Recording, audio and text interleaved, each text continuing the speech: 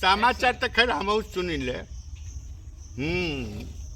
हाँ तो कमावे कौन बा मर्द टीवी तर बैठा रही पतो ये चाय बना के दे देवेले घर वाला खाना दे देवेले से अपन बैठा रही देखत रही वही में अपन इंजॉय कर दे। अब देखा ना ये अंबानी जी की यहाँ अंबानी जी की यहाँ उनको एथी बात प्रणाम पढ़ना बार बार के आवश्यकता पड़ जाता है। घर के काम लागल बा ना। हाँ काम लागल बा सब हो रहा बा बार बार के आवश्यकता अंबानी जी के पड़िए कहीं हाथ मरल फेन का मैंने कहा तनी कहीं जुगाड़ भइल पैसा मैंने जुगाड़ का पैसा के भइल मैंने फोकट के बनता है। अरे खिसियात का बड़ा द तनी चिनौटी हाँ उहे नु हम कहनी हाँ अंबानियों जी के बार बार के आवश्यकता पड़ जाता उनके यहाँ बार बार आई रहे बार बार न्यूजवा में देते रहे वो दिन बार बार अंबानी जी के यहाँ बार बार आई रहे बार कहाँ आई रहे हो के तनी रखब तनी फोनवा हम बतियाली बाद हाँ 2 बजे करी जस्ट है तो अंबानी का बिया हवा में नु अंबानी के यहाँ बार बार ना आई रहे। अरे वो बार नानू हमन हो हैं ओ जस्टिन बीबर हवे वो गायक हो के हाँ के जस्टिन बीबर की क्या नाम हो जस्टिन बीबर जस्टिन के हम नहीं जानत आप बार बार बोलत रहे। अरे वो बार ना जस्टिन बीबर बोलत रहे वो गायक हो बहुत बोड़ गायक सुना ना पहले हमर बतिया तो सुन लो हमरा कान के सुनल नानू झूठ होई बा आ न्यूज में देखत रहनी ओ जे चाय पियत रहनी कहलस कि बार उनका बियाह में आइल बड़े हैं। अरे वो बार ना नाम हो बीबर नाम हो बीबर जस्टिन बाबर तो राजा रहले। अरे वो राजा रहले लेकिन गायक हो गायक हो का नाम हो जस्टिन बीबर मैंने आज ले सुन ले बड़ा हमारे के यहाँ तो भरत शर्मा सुनने के मिले ले भरत शर्मा मनोज तिवारी पवन सिंह खेसारी लाल। अरे तो भोजपुरी कहूँ ना वो हॉलीवुड के हो कौन बुड हॉलीवुड बाबर ना जस्टिन बीबर बीबर कहले बड़ा मादा फालतू वाला काम हम ही चिनौटिया कहाँ दूसरा चिनौटी तरह के देनी है ना चिनौटी हमरा कहाँ दिला देनी है ना तरह के कहाँ बा अवकाश पे रह ना अवकाश पे चिनौटी वाला अवकाश पे बैल बड़ा अवकाश पर रह इज्जत से कहीं रहल जाला जीवन में ते देखले बड़े बार के।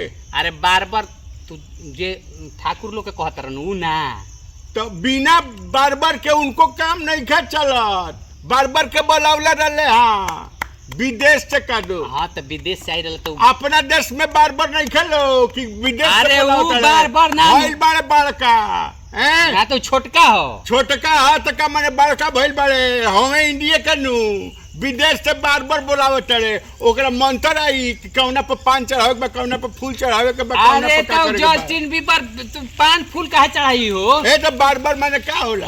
अरे वो गाना गावे आइल बा तू पान फूल काहे चढ़ाई के वो गाना गावे आइल बा तो माने वो बार गाना गाई वो गाना गावे वाला हो के वो है जोन आई रहल गाना गाई तू ही जान तड़ लोग नहीं खे जानत हम ओजा बैठ के ओजा 3 घंटा टीवी देखनी 3 घंटा देखला तो अंग्रेजी में गाना गावेला तोरा बुझाई अंग्रेजी में गाना भरत शर्मा से अच्छा गावेला। अरे भरत शर्मा से अच्छा ना गावेला लेकिन वो अपना जगह पर अंग्रेजी में गाना गावेला के भरत शर्मा एक बेग आ को दे चढ़ के उधिया जी है। अरे तू आ काहे करी के तू काहे आ करी बता काहे ना के तो मुंह से नु गाई तो कौन चीज से गाई। अरे मुंहे से गाई लेकिन वो आ काहे करी वो जस्टिन बीबर हॉलीवुड के बहुत बड़ गायक। अरे वो के हॉलीवुड बानू हॉलीवुड कौन गाँव में बा बताओ तो हॉलीवुड गाँव में बा कि विदेश में बा कौन अमेरिका में बा अमेरिका में अमेरिका में हॉलीवुड बा गाँव हो तो का हॉलीवुड जैसे फिल्म बा फिल्म जाने ला। हाँ फिल्म जाने ना फिल्म में जैसे बॉलीवुड बा जहाँ पर अमिताभ बच्चन ये लोग काम करेला बॉलीवुड हाँ बानू जगह अरे जगह ना जैसे हिंदी ला सब लोग काम करेला नु अमिताभ बच्चन सलमान खान शाहरुख खान जोन काम गाँव में ना तब कौन माने ई लोग जैसे काम करेला फिल्म में ओकरा के बॉलीवुड कहल जाला। अच्छा ये लोग हिंदी सिनेमा में काम करेला ओकरा के बॉलीवुड कहल जाला।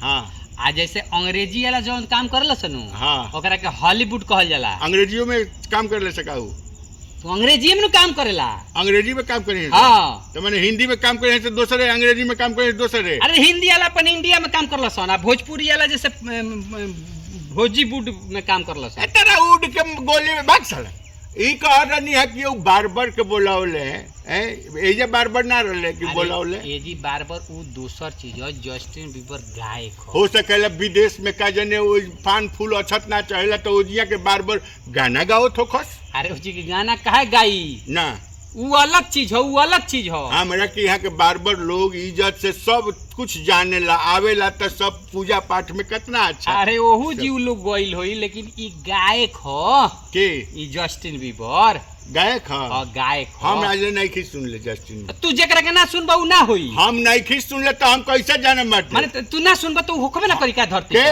ताकि सुनबो आवेला ना अंग्रेजी अंग्रेजी वाला रोज रात का आवेला मार जाने। अरे वो अंग्रेजी का हम बात करते नहीं। भाग मत तो तू कौन अंग्रेजी के बात करता तो रोज अंग्रेजी माने इंग्लिश।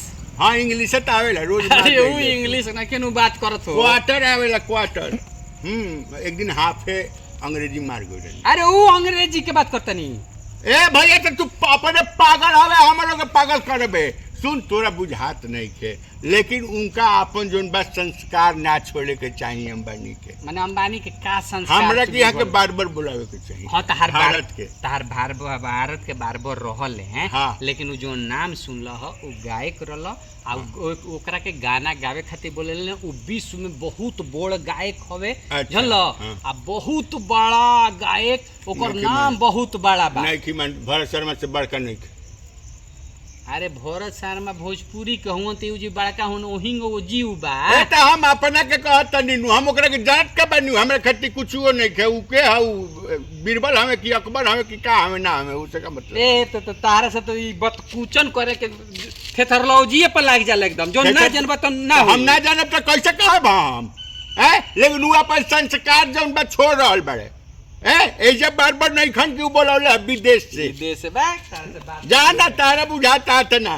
अरे कुकुर अपने बुझेबे ना करे झूठो के आगे थूकम फजियती कइले बड़े थथरल्ला जी कुकुर कहीं। नमस्कार दोस्तों, मैं आपका दोस्त भी अभी विजेंद्र सिंह। हमरा संगे बनी आनंद मोहन पांडे मामा। जी जी प्रणाम प्रणाम। आई रौरा वीडियो देख रहल बनी आनंद मोहन ऑफिशियल पर और फेसबुक आनंद मोहन पर। हाँ तो फेसबुक पर देखा तो फॉलो कर दी और इंस्टा पर देखा तो फॉलो कर दी यूट्यूब पर देखा तनी अगर हाँ तो सब्सक्राइब नहीं कइले तब कर दी ना तो पता चल कि कइलहू बनी फिर कर दिन तो अनसब्सक्राइब हो जाई। ऐसा वीडियो हमेशा हमनी के लेके आ रहल बनी और लोग प्यार भी दे रहल बानी हैं एकरा के बढ़ाई तनी बढ़ाई महाराज का रो फ्री में तो करेगा बा। बढ़ावे खातिर का बा नीचे शेयर के बटन बकरा के दाब के दूसरा जगह भेज दी अपने हंसी लोगों के हंसाई लोगो हंसो। हां तो चलिए हंसत रही मुस्कुराते रही वीडियो देखत रही तब तक के लिए धन्यवाद। लव यू जी लव यू।